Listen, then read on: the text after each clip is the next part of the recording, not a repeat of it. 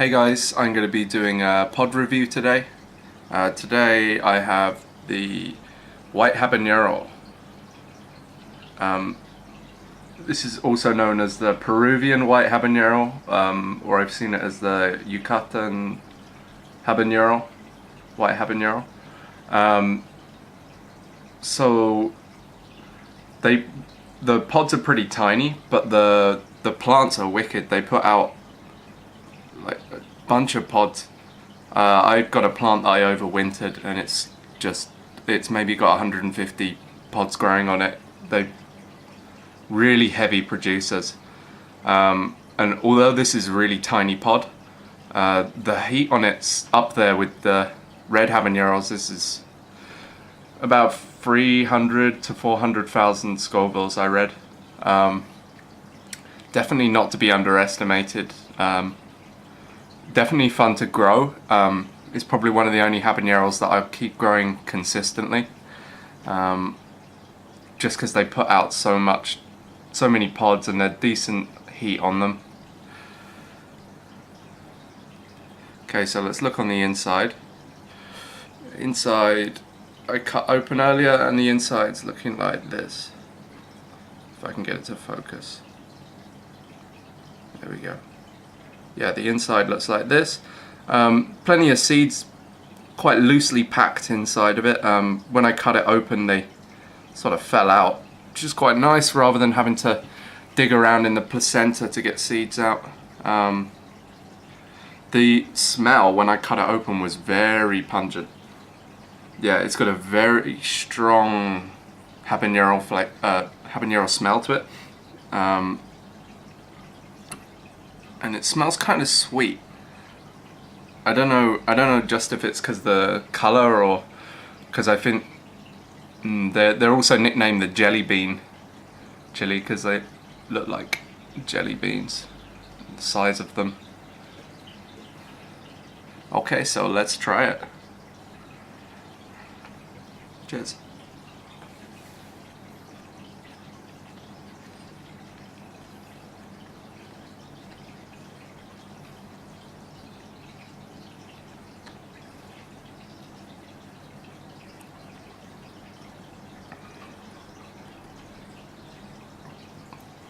Yeah,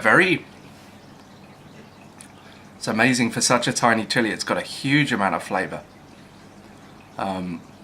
Those seeds on the inside are there's a lot of them and they're quite tough to chew on, but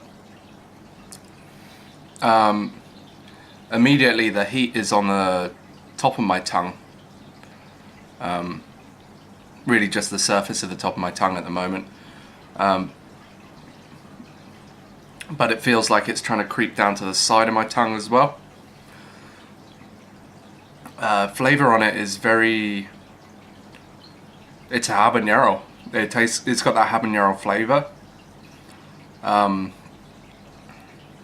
It's got that kind of fruity. I mean, habaneros are they have this signature flavor that you can't mistake. And it's got it. It's maybe got more of it than the red habaneros. I think actually the red habaneros are a bit more earthy. This is more fragrant, a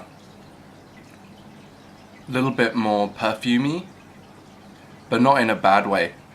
I mean, they're such tiny pods. If you're going to cook with them, you kind of want that flavor to be fragrant and it's going to get through your dish a bit more. Especially with such a tiny pod, you haven't got that much flesh to work with.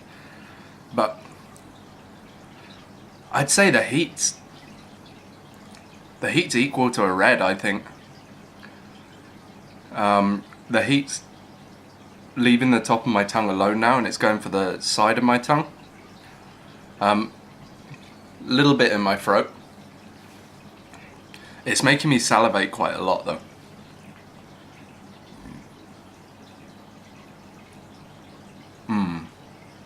And that flavor just keeps going. It's really beautiful flavor.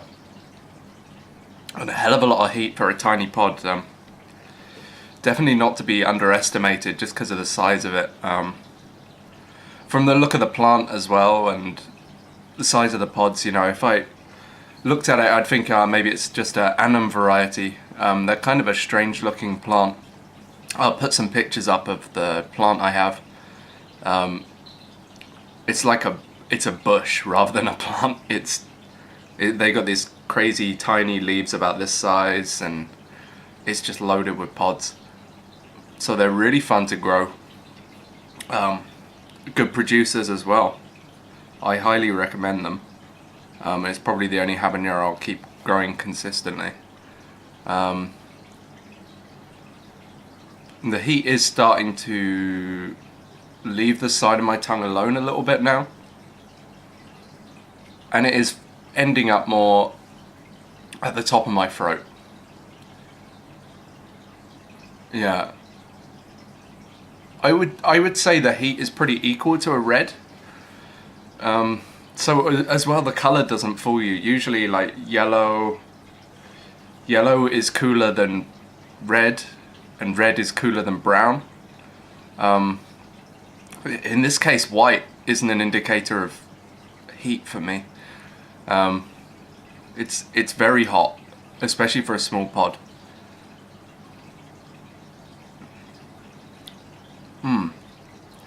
Yeah, that's a nice one. Alright, I think I'll wrap it up there. The heat's starting to die off, and I've not got a huge amount more to say about it. The flavour's still beautiful at the end, but yeah, the heat's tailing off, so cheers.